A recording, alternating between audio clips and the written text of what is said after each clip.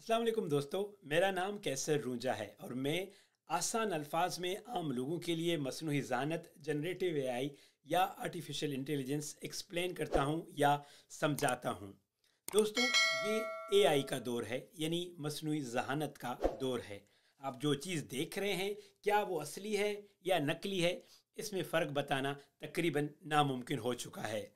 जहाँ हम उर्दू एआई की तरफ से आपको एआई के मुतलिक बहुत मुफीद और सीखने वाली मालूमात फ़राहम करते हैं, वहाँ पे हम ये ज़िम्मेदारी समझते हैं कि आपको एआई के दौर के ख़तरात के बारे में भी आगाह किया जाए। तो आज जिन चीज़ों पर हम बात करेंगे उनको हम कहेंगे एआई स्कैम्स। जी हाँ, एआई स्कैम्स या एआई के नाम पर फ्रॉड या धोखा, या एआई के दौर के धोखे और फ्रॉड। जहाँ हर टेक्नोलॉजी अपने साथ बेशुमार बहुत सारी अच्छी चीज़ें लेके आती है, वहीं उसके साथ चैलेंजेस भी होते हैं। जहाँ अच्छे लोग होते हैं, वहीं पे बहुत सारे ऐसे माशरे के अनासर भी होते हैं जो इन टेक्नोलॉजीज़ का गलत इस्तेमाल करते हैं।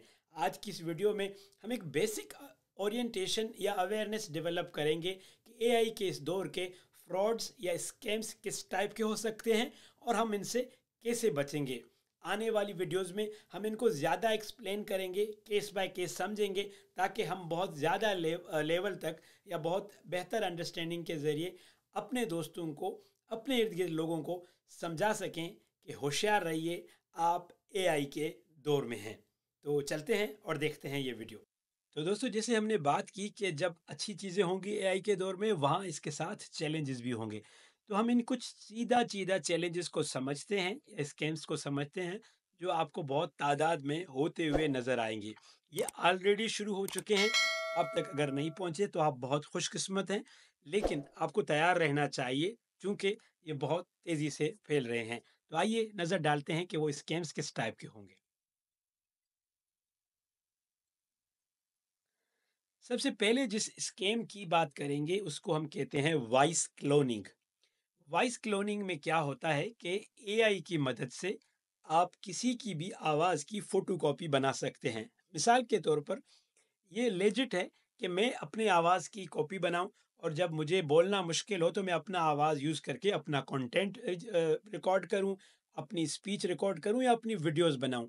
लेकिन अगर मेरी आवाज़ कोई और रिकॉर्ड करके उसको अपने मकासद के लिए इस्तेमाल करे, तो वो गलत हो जाएगा।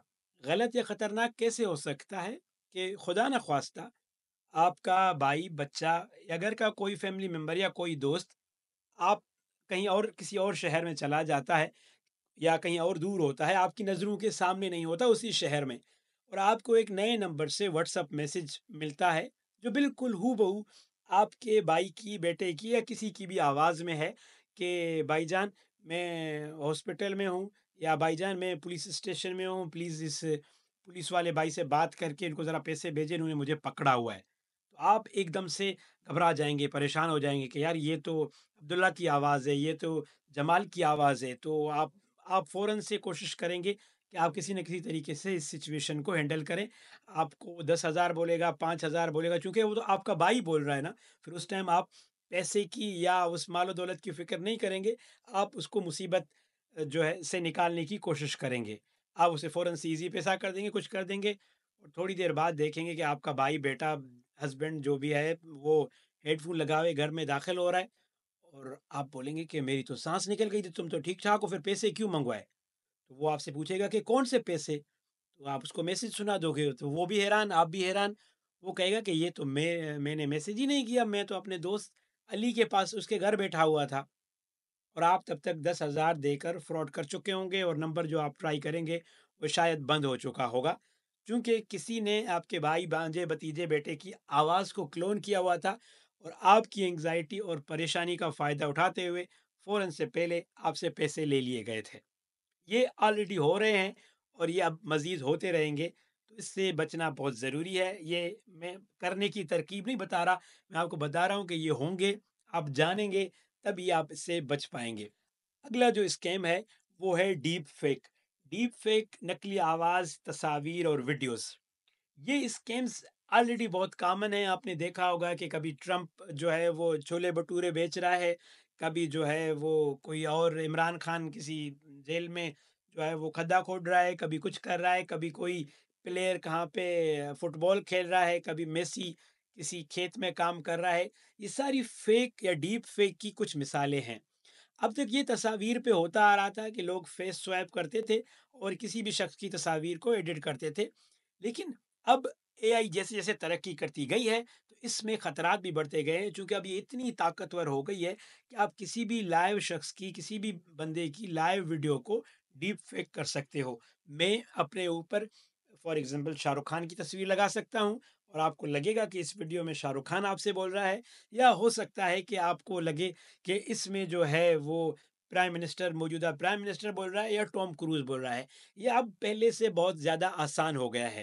तो हो सकता है कि आप घर बैठे हो और आपके मोबाइल पे व्हाट्सएप कॉल आए और आप कॉल उठाओ, तो आपको लगे कि ये तो मेरे जो है वो पीर मुर्शिद बात कर रहे हैं, या मेरा कोई फैमिली मेंबर मुझे कॉल कर रहा है, आप कॉल कर लेंगे।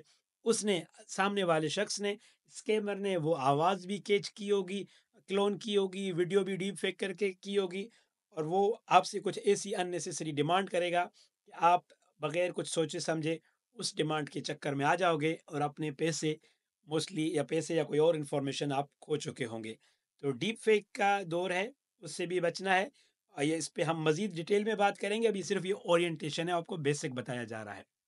अगला और जो सबसे खतरनाक स्पेशली नौजवानों के लिए है, वो है नौजवानों के लिए और हर वो बंदा-बंदी जिसका दिल जवान है उनके लिए, वो जो रोमांटिसाइज़्ड स्कैम्स होते हैं, ये अब बहुत ज़्यादा बढ़ते जाएँगे।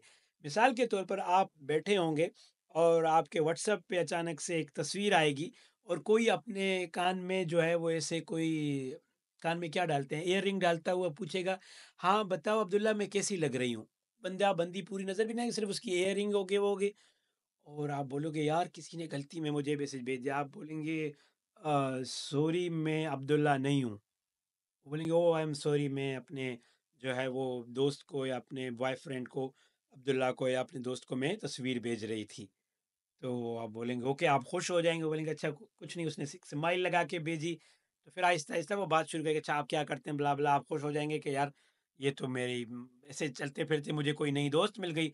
फिर वो आपको तस्वीर बना के भेजेगी, अच्छा मैं अभी किचन में हूँ, मैं आपसे बाद में बात करूँगी।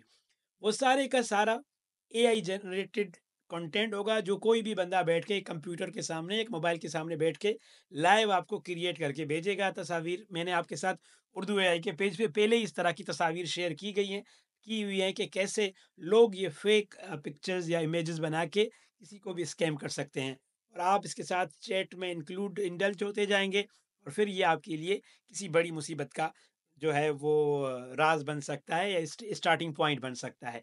सो ये एक और स्कीम है जो आगे होता जाएगा। इसके लिए भी हम सबको होशियार रहना है, अपने इर्द-गिर्द बच्चों को, दोस्तों को इस पे एजुकेट करना है। अब जैसे-जैसे टेक्नोलॉजी के साथ खतरात आ रहे हैं, तो उसके साथ-साथ उसके जो है वो प्रोटेक्टिव जो मेजर्स हैं वो भी लिए जा रहे हैं कि इससे महफूज़ कैसे रहा जाए। तो जो कुछ बुनियादी बातें हैं वो ये कि आप सबसे पहले तो कॉमन सेंस का इस्तेमाल कीजिए।